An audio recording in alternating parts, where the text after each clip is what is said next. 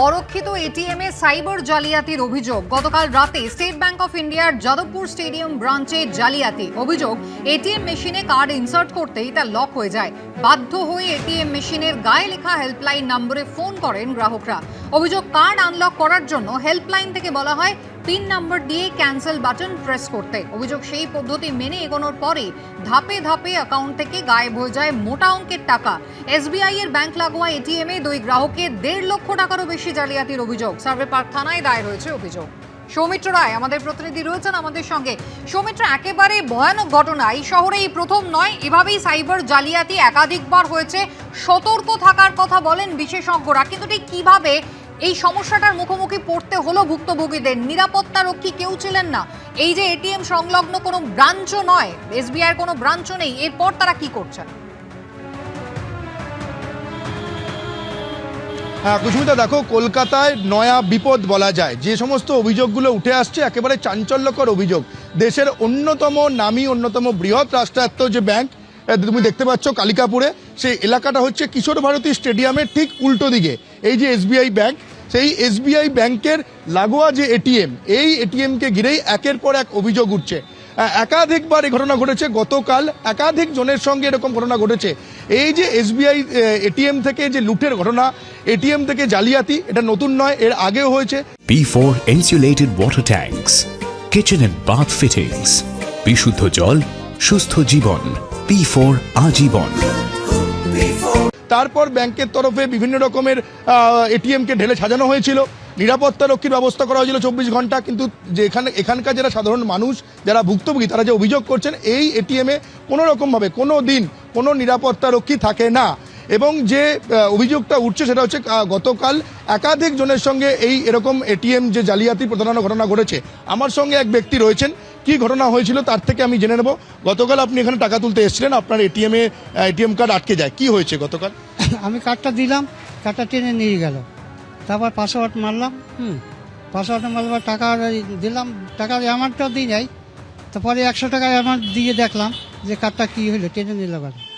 দিলে পরে অনেক চেষ্টা করলাম, মানে ওকে কার্ড বাইরে নেয়। তা আরও 2 জনের চেষ্টা করছে কার্ডটা বাই করার জন্য, যারা জানে এটিএম ভালো, তারাও আমার বাই করতে পারে না।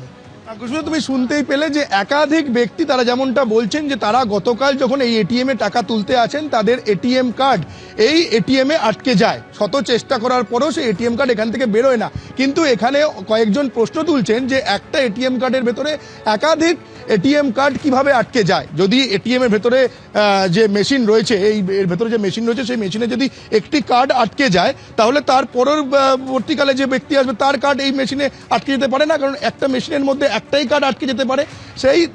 সেই কারণে এখানে প্রশ্ন উঠছে, বা কয়েকজন এখানে যেটা সন্দেহ করছেন যে এই যে এটিএম রয়েছে এর মধ্যে যে মেশিন রয়েছে, সেই মেশিনের বাইরে একটা ক্লোনিং মেশিন আটকে দেওয়া হচ্ছে।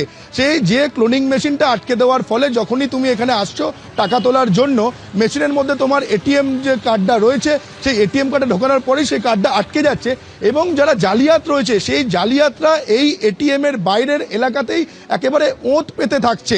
সেই যে গ্রাহকের কার্ড এখানে আটকে যাচ্ছে, তারা এখান থেকে যখন বেরিয়ে চলে যাচ্ছেন, তখনই এখানে যারা জালিয়াতরা ওঁত পেতে রয়েছে, তারা এখানে এসে সরাসরি এই মধ্যে ঢুকে, এই যে সারা বন্ধ যে এটিএম এর মধ্যে ঢুকে তারা ক্লোনিং মেশিনটা খুলে নিচ্ছে, এবং যে কার্ডটা, সেই কার্ডের সমস্ত নিয়ন্ত্রণ চলে যাচ্ছে জালিয়াতদের হাতে। এবং তারপর বিভিন্ন কৌশলে অ্যাকাউন্ট থেকে টাকা লুট হয়ে যাচ্ছে। কারোর সঙ্গে হচ্ছে যখনই এই যে এটিএম এর মধ্যে একটা টোল ফ্রি নাম্বার থাকছে, যারা এখানে ভুক্তভোগী যারা অভিযোগ করছেন তারা যেমনটা বলছেন যে ভেতরে যে টোল ফ্রি নাম্বারটা, যেমন একটা বোর্ডের মধ্যে টোল ফ্রি নাম্বারটা লাগানো রয়েছে, তাদের দেখে প্রথমে কিছুটা সন্দেহ হচ্ছে যে টোল ফ্রি নাম্বারটা এরকম কায়দায় কেন লাগানো, যেটা একেবারে জলজল করছে। মানে তুমি সমস্যায় পড়লেই তোমার টোল ফ্রি নাম্বারটা চোখের সামনে একেবারে জলজল করবে, তুমি ফোন করতে বাধ্য হবে, এমনভাবে লাগানো। সন্দেহ হওয়া সত্ত্বেও যেহেতু একটা এটিএম এর ভেতরে কুসুমিতা টোল ফ্রি নাম্বার রয়েছে, মানুষ সমস্যায় পড়লে সেই টোল ফ্রি নাম্বারেই তো ফোন করবে, এটা স্বাভাবিক ব্যাপার। কিন্তু সেই টোল ফ্রি নাম্বারটাই হচ্ছে ফ্রড, টোল ফ্রি নাম্বারটাই হচ্ছে জালি।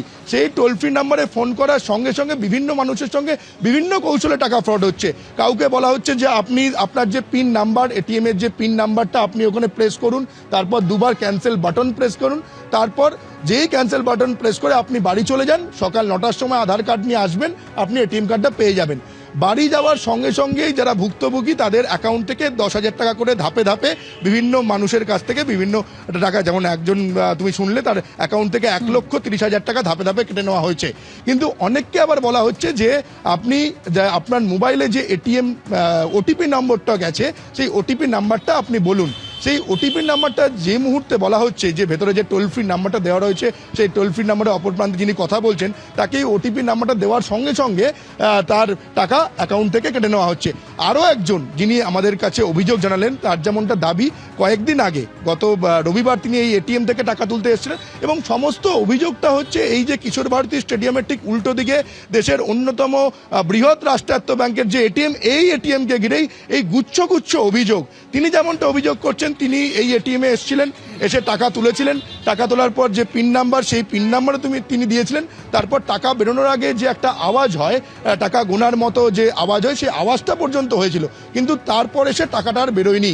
তার সঙ্গে তার একজন বন্ধু ছিলেন, সেই বন্ধুকে নিয়ে তিনি যখন এই এটিএম এর মধ্যে ঢোকেন, যে মেশিনের মধ্যে যেখান থেকে টাকাটা বেরোয়, সেখানে যখন তিনি ভালো করে লক্ষ্য করেন দেখেন যে একটা ফাইবার পাত লাগানো রয়েছে যেখানে টাকাটা বেরোনোর সময় আটকে গেছে। তখন তার বন্ধু সেই ফাইবার পাতটা সরিয়ে টাকাটা ভেতর থেকে বার করে আনে। তারপর তুমি বুঝতেই পারছো কলকাতায় কত বড় বিপদ, একেবারে নতুন বিপদ, অভিনব কায়দায় বিভিন্ন মানুষের সঙ্গে বিভিন্ন কৌশলে তাদের এটিএম এর টাকা ফ্রড হচ্ছে। সাইবার প্রতারণার শিকার হচ্ছেন সাধারণ মানুষ, যে সাধারণ মানুষ তাদের যে জমানো টাকা, তাদের যে পরিশ্রমের টাকা, তারা টাকা জমানো হচ্ছে ব্যাংকে।